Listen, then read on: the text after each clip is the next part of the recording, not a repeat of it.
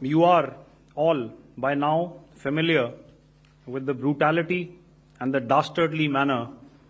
in which 26 innocent lives were prematurely terminated at Pahalgam on the 22nd of April. When you combine those horrific scenes and the pain of the families that the nation witnessed with numerous other recent terrorist strikes on our armed forces and defenseless civilians, we knew that the time had arrived to make yet another compelling statement of our resolve. The Indian Navy maintained seamless maritime domain awareness throughout the duration and was entirely aware of the location and movement of Pakistani units. In effect,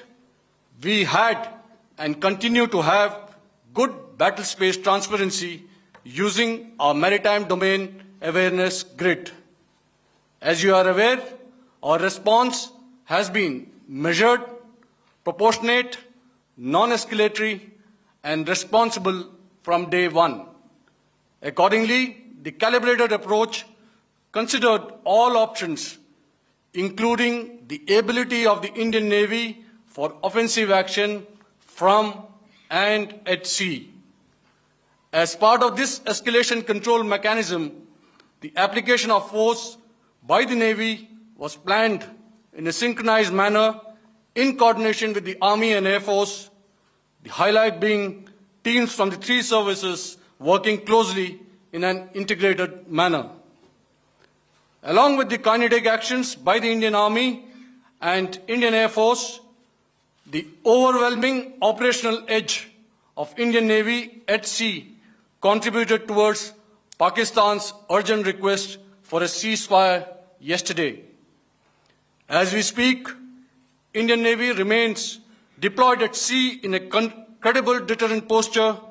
to respond decisively to any inimical action by Pakistan or Pakistan-based terrorists. Ladies and gentlemen, on the 10th of May, in the morning, even as we were getting into a huddle to wargame the events of the previous night, a routine exercise, I received a message on hotline from my counterpart in Pakistan seeking my willingness to communicate.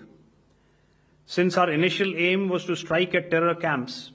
and all our actions in the subsequent days were in response to the intrusions and violations by the Pakistan Air Force and its army, it was decided that I would indeed speak with my counterpart. You are already aware,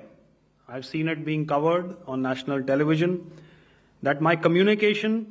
with the PoK DGMO was conducted at 15:35 hours yesterday